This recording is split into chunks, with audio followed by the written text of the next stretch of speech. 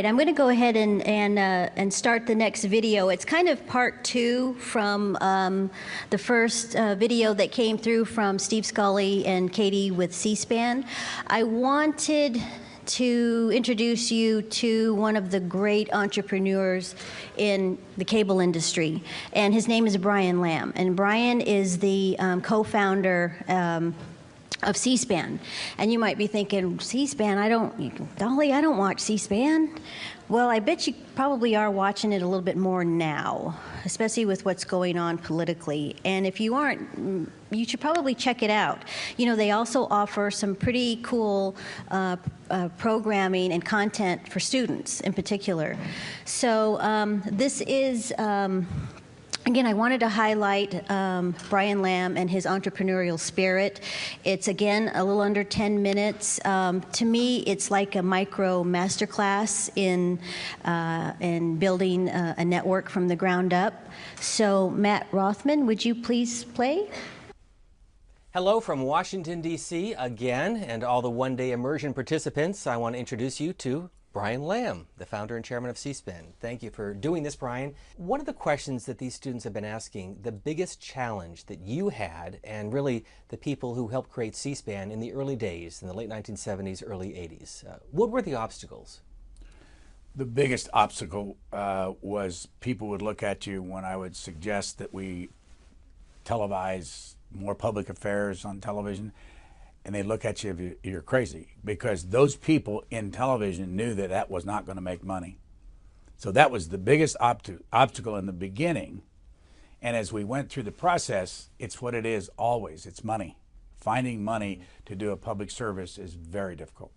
And you know, as you go through the last 35 years, we were the new kids on the block. Before Twitter, before CNN, before Periscope. It was unprecedented, and now we're part of the mainstream media in terms of we're always out there covering these events. But in the 70s and 80s, we were brand new. We were, you know, and I've often thought about, I'm 74, and if I were the age of young folks now getting involved in all this, and say they're 20, you take the 37 years that we've been a network, and when I was 20 in about 1961, go the other way with it, you're talking almost before World War I. And so we've been around a long time, certainly longer than I ever envisioned. And so we're the traditional, the old people, our audience's age have had it in their life all through their time, and maybe not even have paid attention to it because it may not be interesting to them, but it's there and it's been on their television set. And such a unique model because we're not dependent on advertising. You want to be relevant, you want people to watch, but it allows us, you, to make decisions based on editorial principles, not on advertising.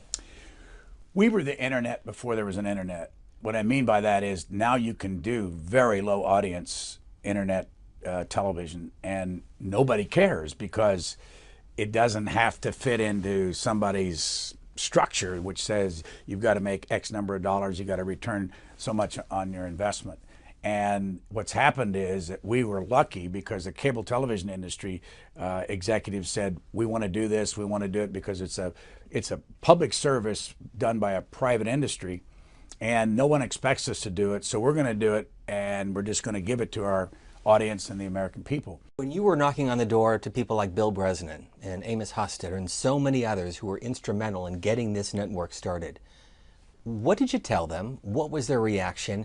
And how did you convince them to make the commitment? Well, you can't know what it felt like unless you lived back then, because we had only 3-4 channels on most people's television set.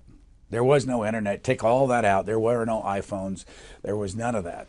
And when I would go visit people in the television business, I would say, I have an idea, and the idea is to increase the amount of public affairs you have in people's homes, and they would look and say, well, why would we want to do this?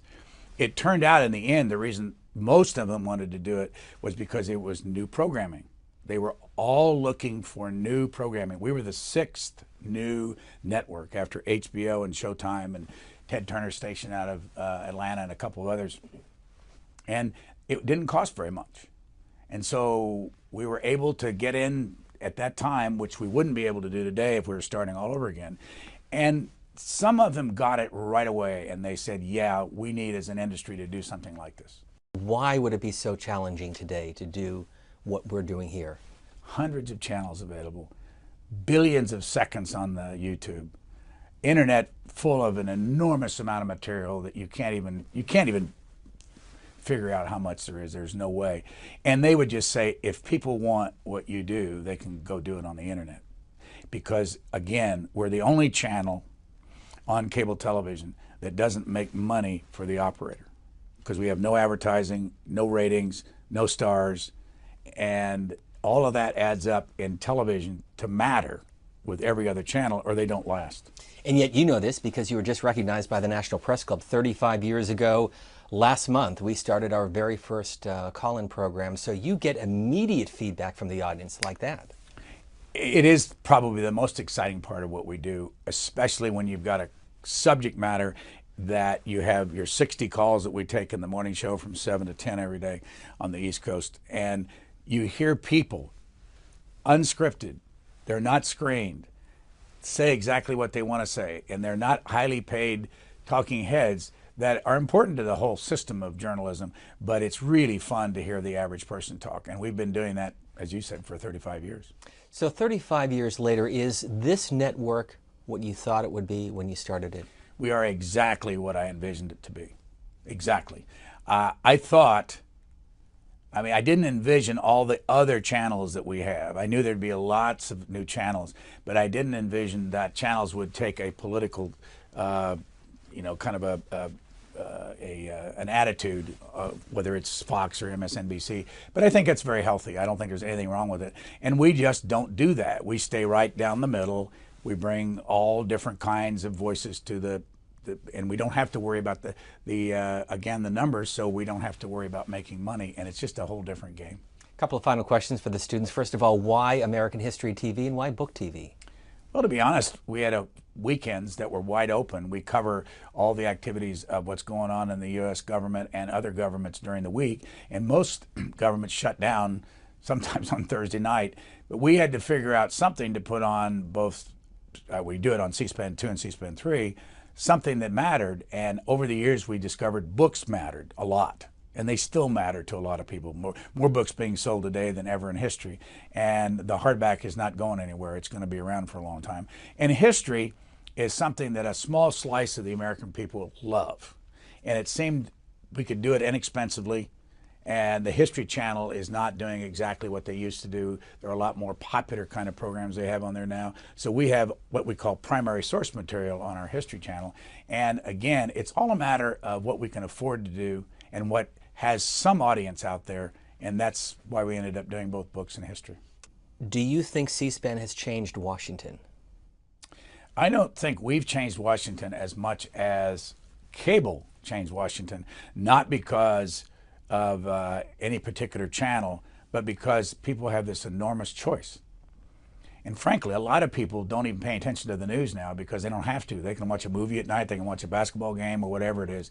And so that's changed the way Washington relates to the rest of the country.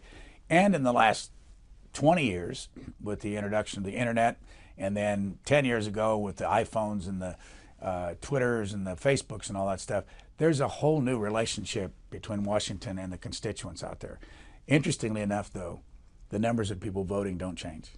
We had 35% in the off-year election. We had 60 around. It's always around 60 for the presidential election. So it doesn't quite matter how much information there is. The people that go to the polls, the percentage stays about the same.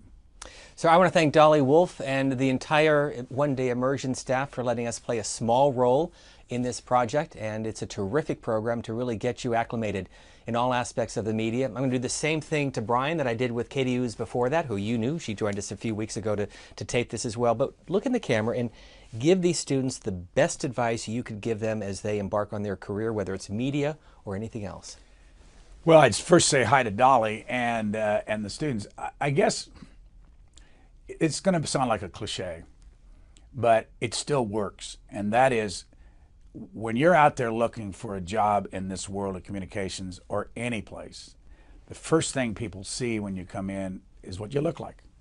They don't mean whether you're beautiful or whatever, but how you dressed and are you neat, I mean, no matter what you might think where you are now in school, people still in the business world expect you to look sharp.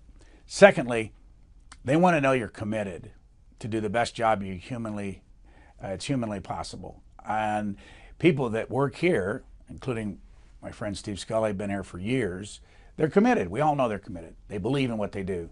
And if you have to look in the mirror in the morning and say to yourself, why am I doing what I'm doing? You're in the wrong place. So find a place or find a job or find a career that you really are interested in. Commit to it. Show up on time. Stay an extra amount of time at the end of the day. Look sharp, and you'll be very happy. Brian, thank you.